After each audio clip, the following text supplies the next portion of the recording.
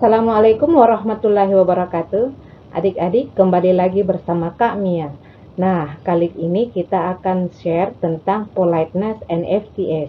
Selamat menyimak. Apa saja yang akan kita share hari ini? Di antaranya definition of politeness, terus principle of politeness, phase and politeness strategies mentioned by Brown and Levinson, and these kinds of FTS and politeness.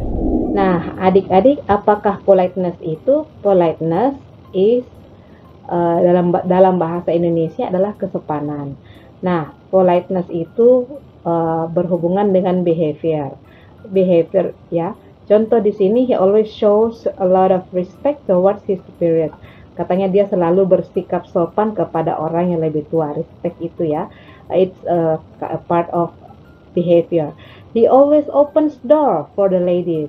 Jadi dia orang yang sopan karena dia selalu membukakan pintu untuk wanita. Kalau maksudnya ini kalau kemana-mana, open doors, taking out the chair kayak gitu, ya. And then more specific case of polite behavior is polite language. Jadi untuk perilaku kesopanan itu selalu muncul dan selalu dianggap sebagai bahasa kesopanan. Jadi dari perilaku seseorang maka itu bisa dianggap sebagai bahasa. Now we will share about face threatening acts or FATs and politeness strategies yang diungkapkan oleh Brown and Levinson in 1987. According to Brown and Levinson, bahwa komunikasi itu dianggap berpotensi memiliki bahaya, dan kesantunan didefinisikan sebagai tindakan perbaikan yang akan mengurangi bahaya dari komunikasi atau pembicaraan kita. FTA or face threatening acts ini adalah tindakan acts yang melanggar, yang menjaga kebutuhan si pendengar untuk menjaga harga dirinya dan juga agar lebih dihormati. Nah, di sini ada four kinds of strategies of FTAs. The first one is bold on records. The second one is negative politeness. The third one is positive politeness, and the last one is off record or indirect. Oke, adik-adik, strategi yang pertama adalah bold on record. Ini bukan artinya botak dalam perekaman, tapi ini maksudnya adalah strategi komunikasi yang secara langsung atau tanpa menggunakan strategi, orangnya bisa dikatakan belak-belakan atau terbuka atau apa adanya. Nah, di sini ada dua clue ya. Does nothing to minimize threats to the hearer space. Jadi dia tidak melakukan apapun untuk meminimalisir threats atau ancaman yang akan muncul pada face si pendengar. Dia tidak memikirkan kira-kira apa dampaknya kepada pendengar kalau dia akan bicara, mungkin naik suaranya tersinggung itu atau bagaimana. Dia tidak pikirkan itu. No strategy, apa adanya. Itu poinnya untuk bold on records. And then this type of strategy is commonly found with people who know each other very well, such as close friend and family. Jadi kata kuncinya di sini adalah adik-adik, yang pertama adalah dia tidak memakai strategi, dia orangnya apa adanya, dan kedua pastinya antara pembicara dan pendengar adalah orang yang sangat dekat atau berteman dekat atau bahkan keluarga. Contohnya di sini ada 4 study case. Yang pertama, an emergency help, gitu. Dia orangnya langsung turun tangan. Task oriented, give me those. Dia langsung, ini bukan perintah, tapi dia karena saking dekatnya dia bilang kasih dulu itu, kayak begitu. Request, put your jacket away, alerting, turn your lights on while driving. Jadi ini it's not kalau orang yang belum terlalu dekat di sini dia it seems like it is a common, but it's not a common, but it's kind of emergency, task-oriented, request, and alerting. And it just happen when the speaker and the hearer are close one another. Strategi yang kedua adalah positive politeness. Positive politeness strategi ini memperlihatkan bahwa si pembicara mengetahui bahwa pendengarnya itu memiliki keinginan untuk lebih dihormati. Untuk lebih dihormati artinya pendengar dan pembicara ini biasanya berada pada grup pertemanan yang belum terlalu dekat. Jadi biasanya muncul ekspresi atau ungkapan-ungkapan yang berusaha membangun suatu kondisi atau situasi yang lebih akrab. Contoh di sini misalnya, you must be hungry. It's a long time since breakfast. How about lunch? Jadi si pembicara berusaha dengan sangat sopan, dengan sangat mengeluarkan friendly speakingnya untuk mengundang si pendengar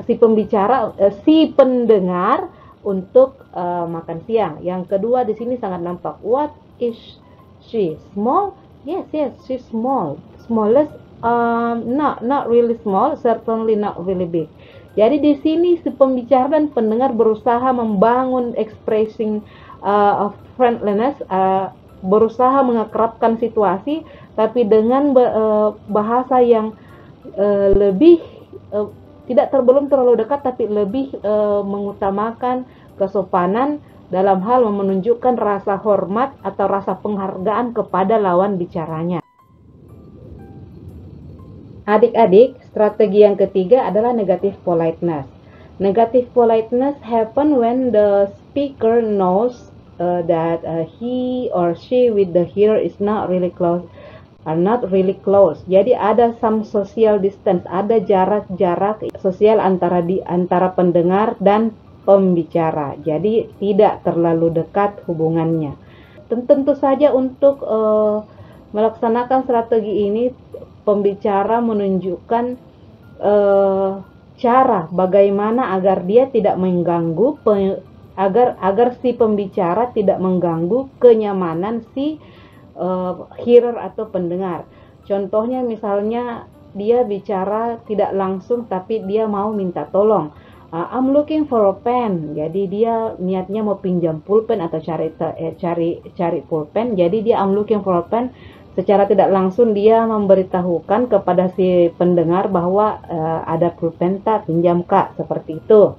Nah, the next example is request forgiveness. For example, you must forgive me but bla bla bla bla bla. Jadi di sini contohnya dia ingin minta maaf secara sopan dengan memberikan alasan seperti itu dan seterusnya. Jadi inilah yang dimaksud dengan negative politeness, yaitu menjaga perasaan agar tidak mengganggu kenyamanan. Masih ada kecanggungan, intinya masih ada kecanggungan dalam hal pembicaraan antara si pendengar dan the last strategy is off record atau indirect. Jadi ini dianggap strategi ini dianggap sebagai strategi yang paling santun yang bisa kita gunakan.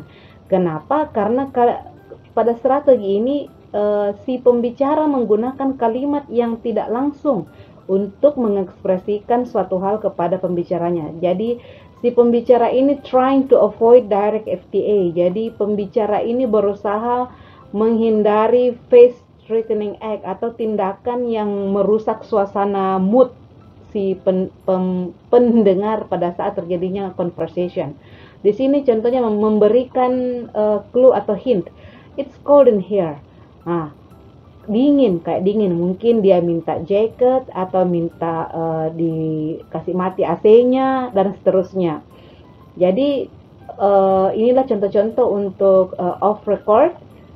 Bisa be sarcastic or joking. Yeah, he's a really rocker scientist. Jadi di sini secara tidak langsung dia memberikan singgungan atau memberikan candaan, tapi dia menyinggung tapi dengan cara bercanda, dan tentu saja ini tidak membuat orang tersinggung seperti itu. Jadi di sini intinya ini yang paling sopan, yang paling banyak kita gunakan untuk berbicara dalam hal kesopanan. Now, my beloved brothers and sisters, we come to the summary. Jadi apa sih sebenarnya pentingnya politeness atau kesopanan itu? Kesopanan itu sangat penting dalam masyarakat kita, karena dengan demikian kita bisa mengetahui, mengikuti, patuh pada norma-norma sosial yang ada di dalam masyarakat di mana kita tinggal ya, seperti itu. Sehingga kita bisa berbaur, kita bisa bergaul, kita bisa berkomunikasi yang baik dengan masyarakat. That's what we call politeness, the importance of politeness. Dan we have to remember that just because a person is polite, it does not mean he or she has a good intention toward you.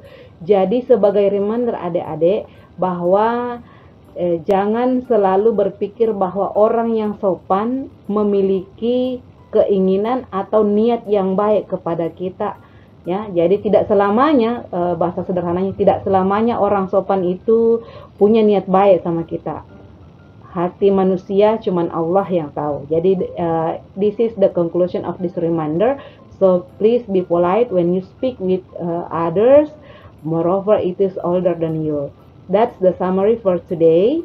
I think that's all. I'll see you in the next video. Hope you enjoy. Hope you like it. Please give a comment if you still have a question.